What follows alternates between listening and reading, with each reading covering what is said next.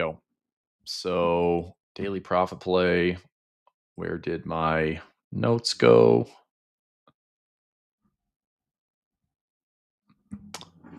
Apparently, I lost my other browser.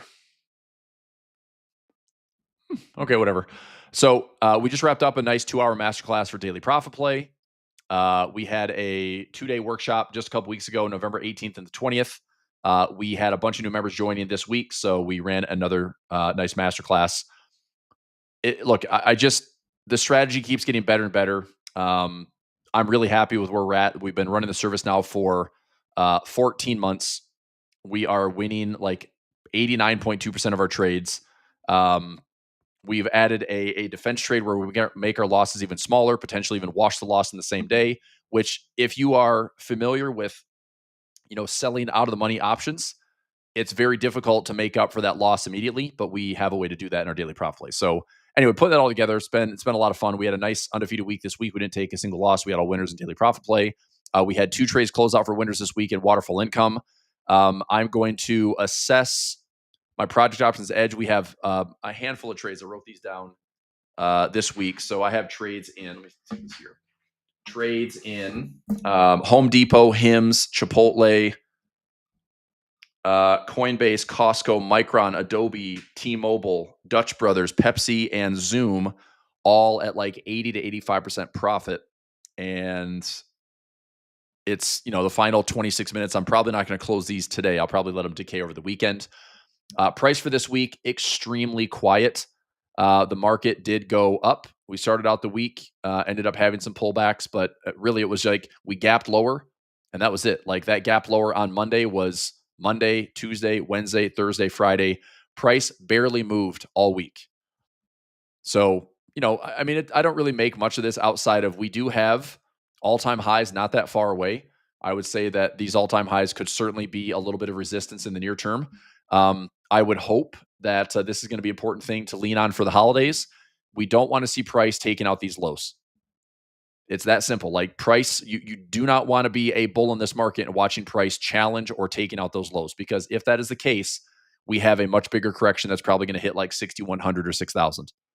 Okay. So right now, for this market to stay intact, I think you just want to see path of least resistance, hit the highs. You want to see some more to the upside. I could see the market opening next week. We have FOMC on Wednesday. I could see the market pulling back a little bit and then still trying to find highs into the end of the year. If we can get through the Fed next week on Wednesday without a ton of price disruption, I think the market is just kind of on its little light drift to the end of the year. But we will find out. Okay. Mike. Yeah, Mike's been asking for daily or a final hour all week. Yeah. What up, David? Strikes on Pepsi. That was for Project Options Edge. That was the ratio spread. It's like a 99% chance of profit on this one. So I don't really have to do anything on it. But here's what here's the trade. So Pepsi, we're trading at 145. I've got a 110 by 105 out to January. So in the next 42 days, this thing's expiring. Now, I pulled in $1.19. It's trading for $1.16. Like I'm up 97.5% of profit. It doesn't really do me any good to have this risk or naked put. If I can close this thing down truly for 3 cents, I'll take the profit. So it's not closing at 3 cents. Let me try 4 cents. If it closes for 5 cents, that's as high as I'm going to go. Otherwise, I'll keep my probability to profit. Not filling. So I'm just going to cancel it. Like it should be a winning trade. We have the 105 as my strike that needs to be like I need price to stay above this. This is literally a 2 delta. So we'd have to have an outlier type move on Pepsi in the next 42 days through holiday trading, through Christmas, through New Year's, through the first part of January, and have some ugly, defense trade sell-off. I don't think that's going to happen when the plus minus is 650 and I'm trading at 145 and I have a $50 buffer. We would have to essentially have like a 9 times move. And, if you know standard deviations, like a 3 standard deviation move covers like 99% of all trades. So again, there's risk, but I'd say that most likely I'm just going to pull that full $1.19 profit. Okay. Let me just show these really quickly. So Home Depot, this is for Project Options Edge. We're trading at 353. I'm up 80% on my max credit, $135. Max is 170. there's a 99.5% chance it stays in full profit. So I don't have to do much. This is a nice little winning. I mean, honestly, let me just add this up. If I have, this is Project Options Edge. If I can win $1.70 on Home Depot, I'm going to write this down as I'm doing this. So 170 on Home Depot. HIMS is a little bit more with the ratio spread. We're trading at 39. I have the 25. I'm up 330 bucks, 88% of max credit. That would be, so $1.70. That one would be worth $1.25, but I've got 3 contracts. It'll be $3.75 for me. Then I have CMG. This one I'm going to repair because I'm getting some assignment. So I have 200 shares already. We did a naked put combo trade. If Chipotle gets back over 40 bucks, then I'm going to repair this thing for $500 to $1,000 of profit. So I have shares. My break even is around. Let me see here. So let me go to.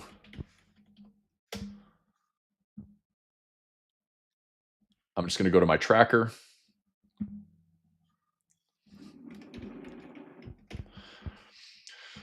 Let's see here.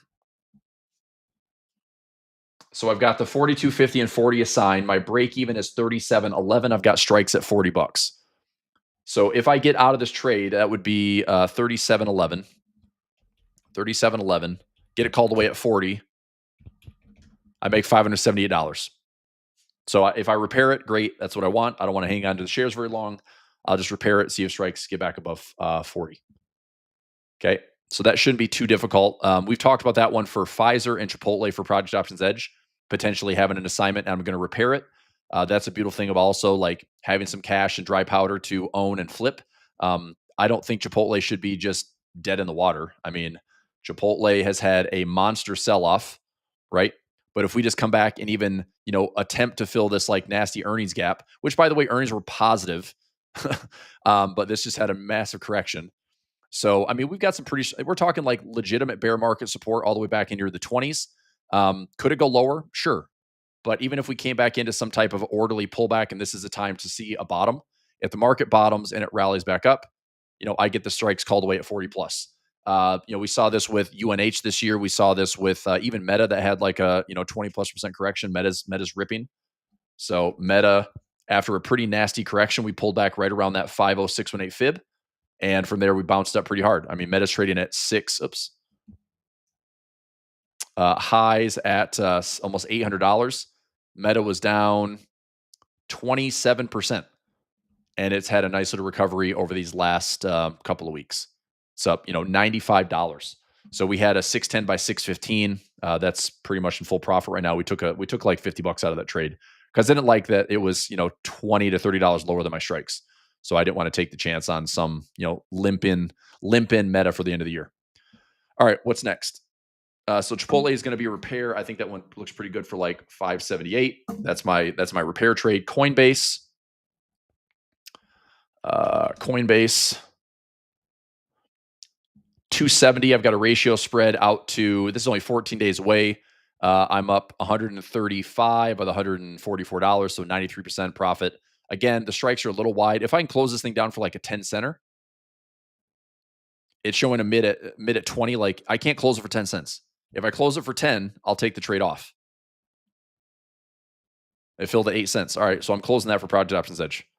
Cool, that's even better. Project Options Edge right here. Trade management. Coin entry was $1.44.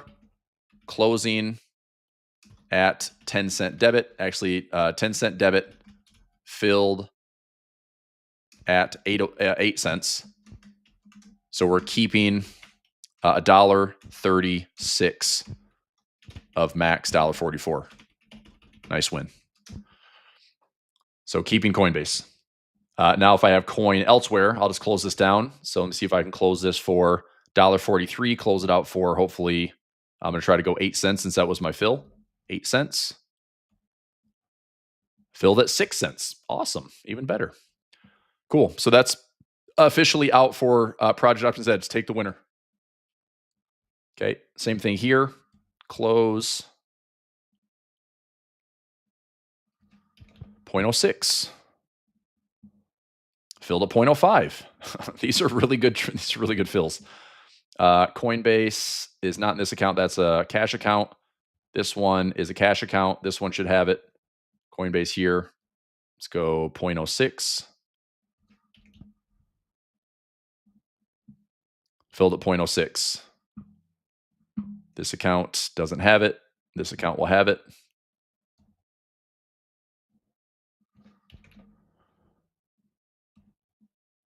Okay, so I'm keeping $1.36. Actually, I'm keeping like $1.38. I'm just going to write this down. So this one is a check mark because it's closing. Okay, anything in this one for Coinbase? No. This one for Coinbase? No. Coinbase, no. Coinbase, yes. Close for 6 cents.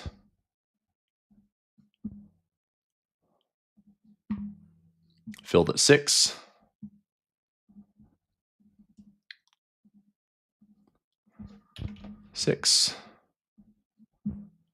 Filled at 5, filled at 6, good.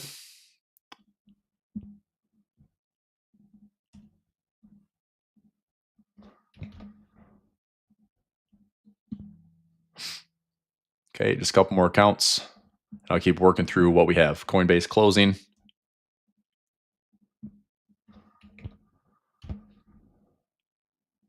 So ratio spread 140. Closing at, let's see if we can go 0.06 again. Filled at 0.06.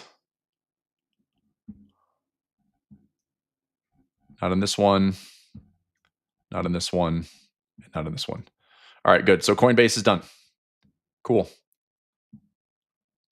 Okay, next up is Costco. This one I'm not really worried about. This is a 42-day expiration. Pulled in 418, is trading for 390. I don't think Costco is going to drop $240 in the next 42 days. So it's already up a decent amount. Max profits 418. I'll let this one sit over the weekend. If I'm showing over $400 and I close this for like less than 20 cents debit, I'll probably just take the profit, try to close out for over $400.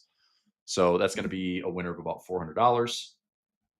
Micron, another one for Project Options Edge. This one is out 42 days, 82.50 by 80, trades up to 237. I'm up 87% of max credit.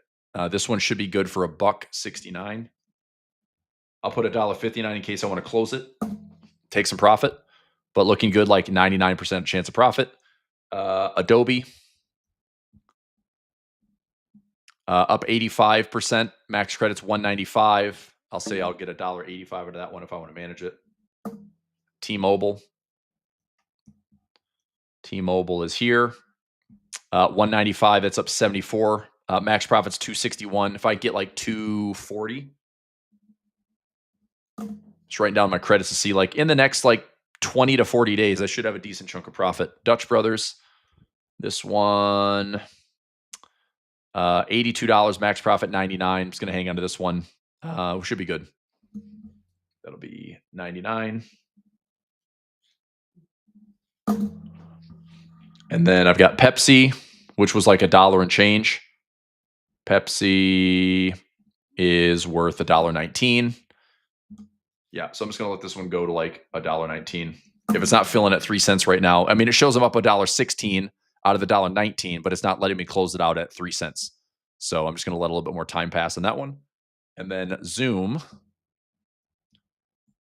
Zoom is up almost 80%, 150. I'm up 117. So I'll probably get like 140. So I'm taking like a little bit off the max profit. But if I add up this for Project Options Edge, we are sitting on a pretty high probability trade for $1.70, 375, 578 on that repair for Chipotle, 138 on Coinbase, $4 on Costco, 159 on Micron, 185 on Adobe, 240 on T-Mobile, 99 on Dutch Brothers, 119 on Pepsi, and 140 on Zoom. So about $2,600 of profit in the next like 20 to 40 days. This is on like 9 accounts. So that should be about 23 grand over the next like 40 days. It's not too shabby. Nice way to kind of finish out the year. Yeah, I mean, I'll take it for sure. So that's what I'm looking at for Project Options Edge as far as some of the swing trades. Let's get some comments here. The 10-year yield was up yesterday. So the Nikkei, which I thought was a little unusual. Let's have a look. So JP 10-year. I mean, this thing is, yeah, this is crazy, man. Yields are going higher. The Nikkei is struggled at these recent highs. This was a November 3rd or 4th all-time high. I mean, I still I don't really understand what the Bank of Japan does for monetary policy. Okay, look at the Japanese yen here. I mean, we had highs at 158 almost. We had recent highs, obviously, at the 159, 160 plus handle. The idea of the carry trade unwinding. I mean, I really think there is some monetary policy stuff going on in the background where it's like, look, do not let this stuff become like an unwind. I think there's some repatriation. I think that going into money going back to Japan and no longer borrowing at 0% interest rate and putting it anywhere in the world, but rather, I mean, if you're going to borrow, you don't have to pay to borrow. I guess there's a slight arbitrage. Like if you borrowed at 1.94% Japanese yen and parked it into a US Treasury at 4%, you're still making something. But after like currency swaps and costs and exchanges and fees and taxes, like it's pretty much a wash. So I do think that in the background, like the carry trade is susceptible to like an unraveling. The only issue that I have with this is there's no price action suggesting that we should be selling, anything that's yen related. So dollar yen isn't going higher, isn't convincing me I should be short right now. Swiss yen has not broken any type of trend line. Swiss pairs in general, which is a 0% interest rate. Aussie Swiss is finally starting to cooperate nicely, which is good. CAD Swiss cooperating nicely, which is good. This is stuff I've been waiting for literally 2 years. This is ridiculous that I've waited this long. But it is starting to show better signs of bottoms and better signs of bullishness. Dollar Swiss is still sideways, but the Aussie Swiss, CAD Swiss, New Zealand Swiss, Euro Swiss, those are all looking pretty promising for some gains. So anyway, that's kind of my currency exposure is I'm in a Swiss basket. I've had a couple of one-off trades. I'm long Aussie CAD and still holding. Fudge, I should have taken. I was trying to get back up here to like 93.50. I still like this trade for a symmetry long around 93.50. New Zealand CAD, I added in at the lows. I added in here around 7,900, and I have a pending order at 78.45, 78.50. I'm looking to see if this will go back up to either the midpoint or get all the way back up to the same top again. Just a big range trade on New Zealand CAD. Okay. And then just the Japanese yen basket is just not, it's not convincing me to do anything. Aussie yen is still stronger. CAD yen, still strong. Euro yen, still stronger. Pound yen, still stronger, right? New Zealand yen was sideways for a while, but like the Japanese yen basket is not showing signs of strength. Dollar yen is strong because we have a weaker dollar. Look at the dollar. The dollar from these recent highs at 100 plus has dipped, 135 points. So your dollar's weaker. Your dollar Japanese yen has dropped a little bit, but I would still be like, I don't know, just waiting. Like wait for this entire basket of Japanese yen to line up. And that's the tricky part about the Japanese yen is when it lines up, you could be looking at thousands and thousands of pips of movement. But when it doesn't line up, it's like just treat it like an individual currency pair. And right now, the basket's showing more weakness than it is in strength. We just have a weaker dollar. But literally, Aussie yen, CAD yen, Euro yen, Pound yen, Swiss, like they're all up. So Japanese yen is not strong. Even though the yields are going up, Nikkei is still near all-time highs. I think that, I think the Japanese economy still wants to see all-time highs in the Nikkei. So I'm long the Nikkei. I'm long both. I mean, I'm long FXY, which is a Japanese yen stock essentially, and I'm long EWJ, which is a Japanese yen related ETF. I think I'm long EWJ. EWJ. Yep. So I'm long EWJ, dollar cost average in around $66. So I'm up almost $20 a share. But I'm just going to keep riding this because this is excluding the bottom 15% of laggards in the Nikkei. And hopefully this will continue to make all-time highs. And, maybe this is an outperformance in non-US trades, similar to what I'm doing on like SCHY and some non-US stuff. Okay. DUK is at Duke Energy. Duke Energy. Yeah. So let's take a look. let's look at fundamentals here. Duke Energy. I mean, fundamentally, I'd like to see something stronger, but it's dumping pretty hard. Fair market value, we're 18 times earnings. I mean, wow, that's a big drop. So, yeah, I wouldn't be in a huge hurry to buy this. This might be kind of a wild play here, but I would be patient on Duke Energy and just see if like maybe this utility sector has a little bit of a cleansing and you can just kind of reset at a better value and hold some of these for some dividend plays and some lower beta. I mean, it's a negatively correlated asset. So I mean, S&P is like your 1, right? Your 1 beta. This is a negative zero point 0.1. So it's showing negatively correlated. I don't love that fundamentally. I mean, this stock from the bottom in 2023 is up 56% for utilities company. From the bottom in COVID, this thing's up 100% as a utilities company. So yeah, I mean, I don't know. I wouldn't be in like you're not going to get a ton of premium for this thing dropping, 10% either. This thing is down about 10%. It's not like you can sit here and sell premium and be like, oh man, I cleaned it up on Duke Energy with this out of the money put. Look, if I want to sell an out of the money put, I'll do this at $85. So let's look at Duke Energy. Here's Duke Energy. I would go out to like January 2027. And could I do like there's no premium. If I literally did like a 90 by 85 ratio spread, I get $1.14. I could own shares at $80, $79. That's not a terrible break even. That's not a terrible break even. This would be below like 2022 lows. But that's a long trade to sit in for $114 of profit. That also doesn't really have a tight bid ask. It's not super liquid, but it's a pretty safe trade. I mean, there's a 97% chance profit on the trade. So if I want to throw it out there as an income trade, I think it's a great trade, but I'm not making a ton of money. I tie up some, this would be in a margin account, but if I tied up $300 to make $115, like that's not a bad trade. Make $114, tie up $306 in margin. That's a 37% return. But if I was to sign the shares, I'd have to take on 100 shares. I'd own it at $79 and I'd flip it for repair. An at the money strike, if I went out for a covered call, at the money covered call, I could make anywhere between, $1.50 to $3. So I could repair it for probably $100 to $300 if I had to. So do I like that trade? I mean, yeah, I don't mind it. But what I'm saying is I'm not going anywhere near this current price. If this thing wants to drop, great. I'm going to take trades way the heck down here. We got to be below freaking $80.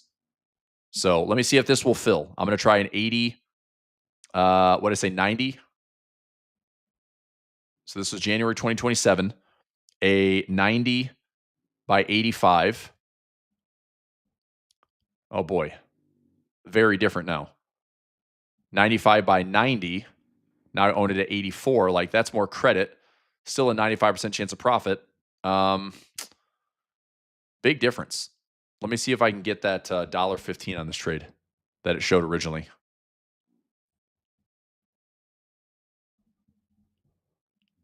Okay, $1.10. If it doesn't fill for $1, I'm not going to take the trade. 110 not filling. $1.05. Final offer at $1, and then I can consider moving the strikes. Didn't fill. All right. 90 by 85. Garbage. 95 by 90. If that fills, like that's $200. I would get assigned at 90 minus the 5 minus the 220. I'd own the shares at 82.80. Again, look at your support. Pretty big support here at $83. So if this trade fills, I'll consider it. 220. I'm going higher in strikes, a little bit more buying power, but break even with it's not a terrible delta. 220. If this fills over $2, I'll take the trade. 215. 210. 205. Nope. Final offer here at $2. If it doesn't fill, I'm not taking the trade. Nope. Not filling. It's fine. Like I tried to set it up, have a good option trade. Didn't pan out. No big deal. Okay. I was only looking to the news to justify the moves on the 10-year Nikkei. Yeah, I don't know, man. I mean, the yields are rising. I mean, look, you look at global yields right now. I think I have. Do I have a global yields? Inverted yield 10 earnings investment grade. Nope. I just did this on credit spread stuff. Let me see if I can get.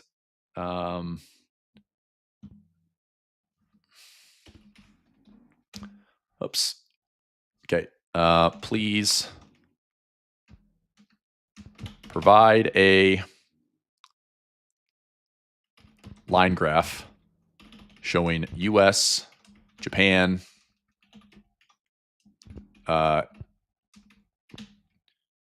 Eurozone, UK, China, bond yields at current prices. See if ChatGPT will rip this up real quick. I mean, for the most part, global yields have been rising. I've seen China bond yields going down. US bond yields are going up. Japanese bond yields going up. Let's see if they'll actually give it to me. So looking at US 10-year. I mean, it's not going up a ton. We don't have these like major rate of changes on the US 10-year, but we are not lower. So even with the rate cut coming next week on Wednesday, bond yields, if there's a big rate of change, up or down, we have to pay attention. Mike says no volume. How's my volume? Can we hear? Can we hear? Audio? Nothing changed. Let me know if you can hear.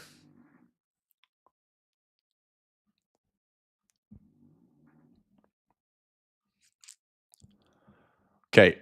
Let's see what this shows. 10-year bond yields, US at 4%, Japan up to almost 2%. China is going down slightly. So we have, let's see here, China. All right. So UK. Oh, yeah. There's just there's no liquidity. It's not there's no open interest, no liquidity. Okay. So US yields up here. Japan is trending higher. Europe is trending higher. China is trending lower. US is the same. Right. So global yields rising does mean that this big bad, debt bubble globally is going to have to be refinanced at some point. This is like the big debt bubble everyone's talking about, but the reality is like it's not imminent danger. I mean, this probably has until like 2026, 2027, 2028 until this all has to be like refied and pushed out. And yields and prices could be at very different levels in the next 3 to 6 to 12 months. So anyway, I knew that Japanese yen was going higher. Europe is higher. US is steady. China is down. But across the board, it's not getting cheaper to borrow. It's just not yet. It's not getting cheaper to borrow. And I don't know if it's going to get cheaper to borrow. That's the unfortunate side is we might just have like these sticky yields that it's just businesses are going to be pressed higher for longer. Refinancing will be difficult. Right. So honestly, like there might be this weird period of like refinancing at like extremely short durations, like refinancing for like a 1-year window and refi. It's like, who knows? This is literally what the Fed is doing. I mean, the Fed is doing like nothing but focusing on the short end of the curve and just borrowing at, 3.3%, which is nowhere. Like you can't borrow anything for 3.3%. You can't get a mortgage for 3.3% right now. You can't buy a car at 3.3% financing. So yeah, I don't know if we're trying to build a world of financing at like sub 12 months or sub 24 months, like that's a really, really short window to just keep like this debt cycle running. But anyway, all right. Okay, that's a final hour recap. It is 4 p.m. The tape for the week. S&P is up for the day. Really quiet overall price action. We are talking, virtually like little to no movement on the day. Here is 68.66 open price, and we closed at 69. We had a 3-point move on the day. So plus or minus, very, very quiet. The plus or minus on the day was 30. I also want to spend a couple moments. So I spent time with the Tanuki trade team yesterday. I thought this was really cool. Inside, so I use their app every single day for Trading View, and it is right in here somewhere. Here it is. So my everyday gamma between what's positive, what's negative, what's our transition zone, where's my big sticky gamma levels. I use this stuff every single day. TradingView has some restrictions where they can only get like 5 updates a day on their TradingView gamma. So inside of their live web app, you can actually have live gex or live gamma, which I think is pretty awesome. So if I come into this every single day, go into my gex live, I primarily focus on SPX and SPY and Qs. So this would give us like our big outlier levels. If you're looking directional, kind of the biggest flows of the day. Also, this was I thought was really awesome. Going into either an option screener or a matrix tool. Okay, so the option screener, if I want to do nothing but 5-star liquidity, and I'm looking for like positive gamma, meaning like stocks that have a good opportunity of just going higher where they're already getting pressed higher than any type of like gamma resistance. And that means that prices can drift into those like, kind of, excess moves to the upside. Anything that has like 2 to 3 of these bright spots, like Ford has good upside right now. GM has good upside right now. I mean, anything that's like the first gex, this is all showing like the initial starts of like a gamma squeeze.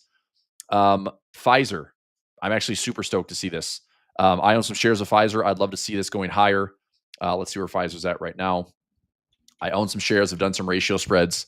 Pfizer at 26. Okay, I've got a ratio spread on Pfizer. That's good. So anyway, I will spend some more time, navigating through this. Here's another one that's actually a leverage instrument. Never mind, but some good, some good positive gamma into the markets going into the end of the year. I do say this going into holiday trading. What starts to be put in motion, like up or down, tends to stay in motion. So anything that's showing like positive gamma and positive gamma squeezing will hopefully continue to drift higher through the holidays. I hope. So we have SPY, above the first gex. Let's see if we can get up a little bit more, like maybe having a couple bright spots. All-time highs aren't that far away. It wouldn't surprise me. It wouldn't surprise me if, I mean, again, we have to get through the Fed next week, but if there's no major price disruption on the Fed and we're not taking out these lows from the 20th of November and the 10th of October, that going higher, possibly getting to 700 on the SPY, possibly getting to 7,000 SPX, I do think is doable. I think that we could hit all-time highs. Would I just ride that momentum into like the moon? No, I think that we would possibly still have some nasty volatility over the next maybe 3 to 6 months. But whatever correction we do get, I will say this: whatever correction we do get, I think going into next year, that correction is probably going to be buy the dip. So if we have like a 5 to 10% correction, I'm probably buying the dip. If we even have a 20% correction, it would be nasty, but I'm probably still buying the dip.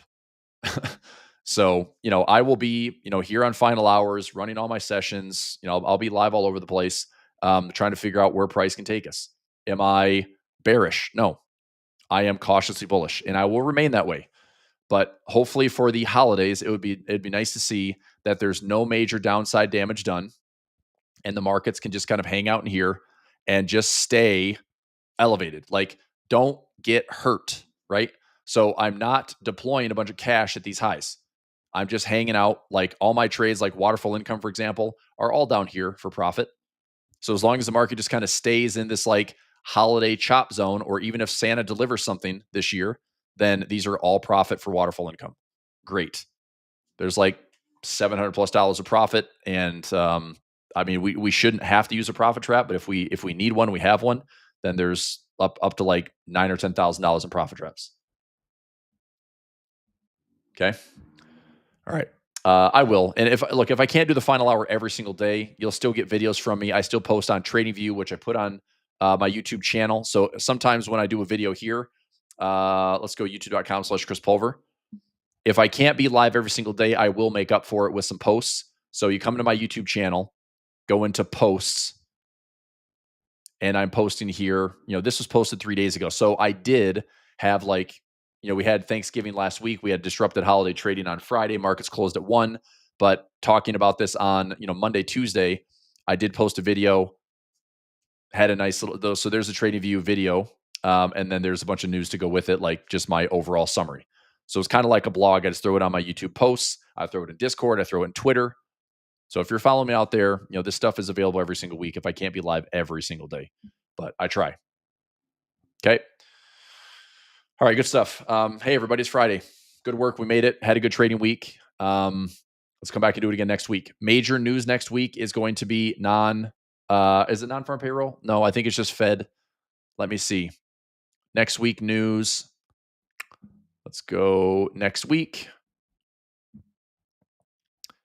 So next week we have cash rate for Aussie expected to stay the same. We have Joel's job openings on Tuesday, ADP non-farm. It's ADP, so not the official non-farm on Tuesday the 9th, as well as Joel's job openings.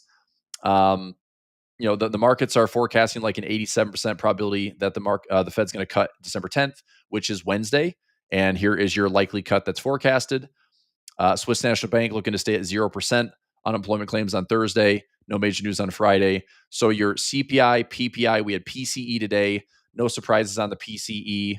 We have CPI, PPI coming the week after this. So next week, it's all eyes on the Fed. So hopefully prices are, pretty chill going to the Fed. Expect some volatility on Wednesday. Expect the markets to open up some floodgates, maybe Wednesday, Thursday, Friday.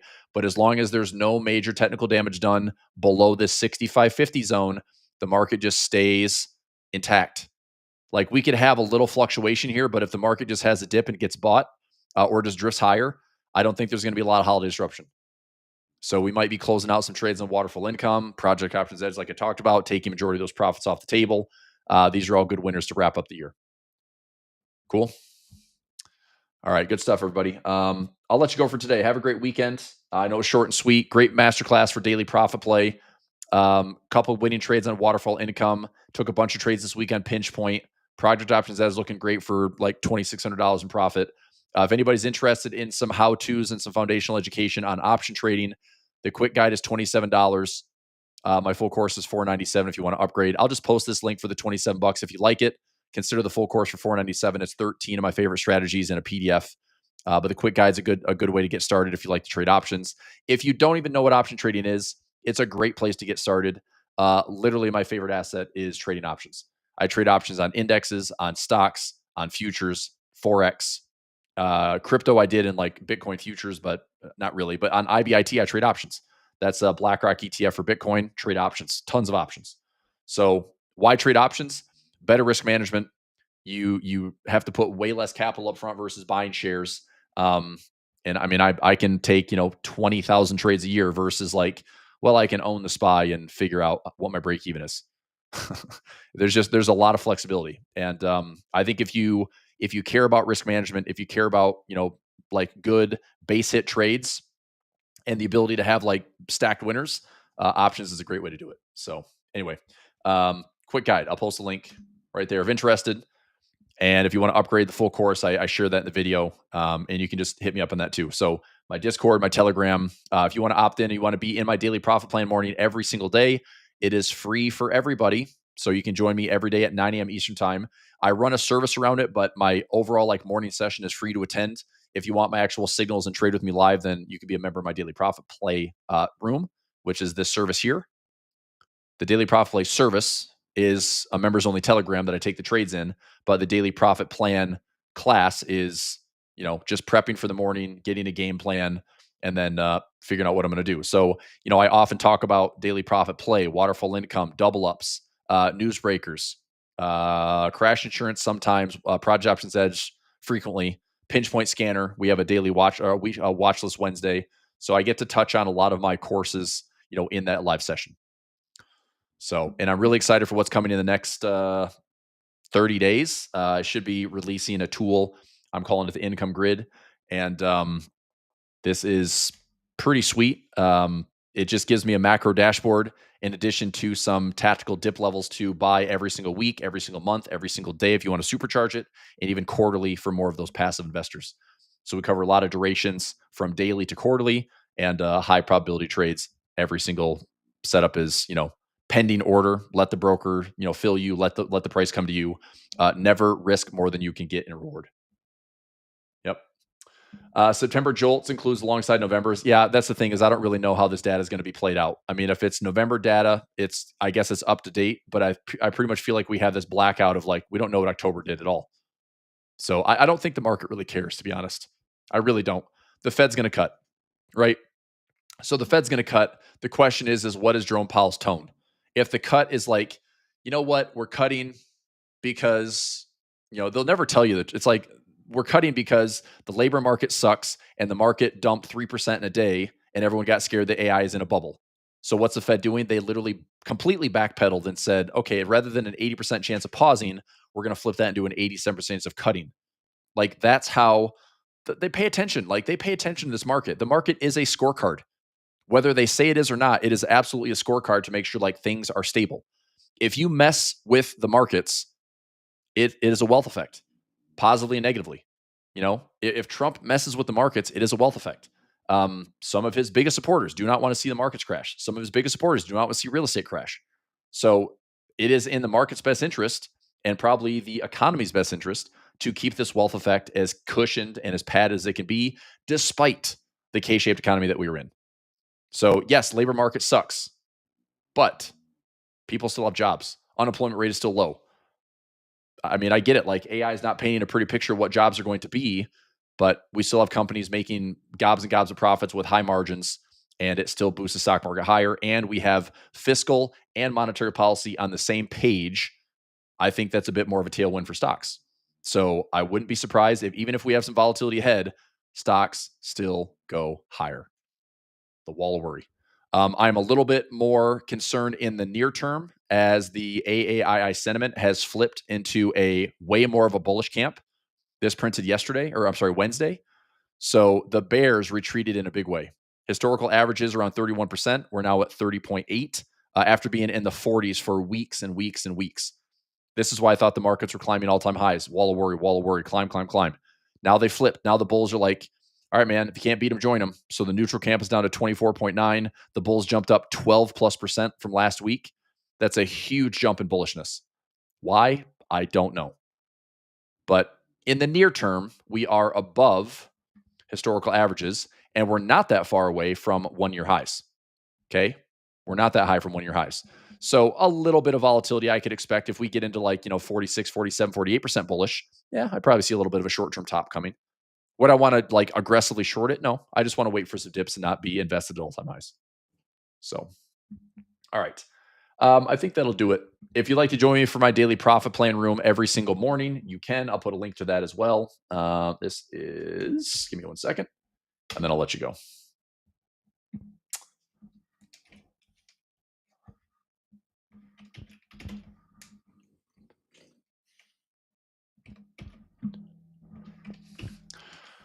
Okay. So that link is for my daily profit plan room every single day, Monday through Friday. If you would like any information on my Tanuki Trade app, Gex Live using the tool, I have an affiliate code for them. They have officially made me an ambassador, which I'm really proud to be. And they have a great live web app for Gex levels. The option screen or the matrix is pretty awesome. Finding actionable items within one click, trading earnings, positive and negative gamma. Skew, if you want to, when you have incredible skew in the market, like getting more premiums out of calls or puts, you can find these trades and develop a lot of good trading ideas. So just another way to kind of enhance your trades. Well, today's class being the recordings. Scott, you're asking for daily profit play. It should be, but it might be now that it's after bell. It's probably going to be I don't know, maybe tomorrow if the team's doing webinars. Otherwise, it'd be Monday. But if you're in daily profit play, go back to November 18th, 20th. Watch that masterclass. We still did the core strategy.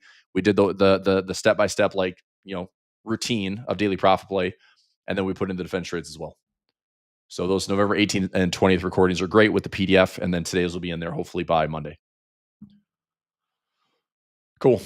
All right. I will wrap it up there. Have a great weekend. I'll be back on Monday.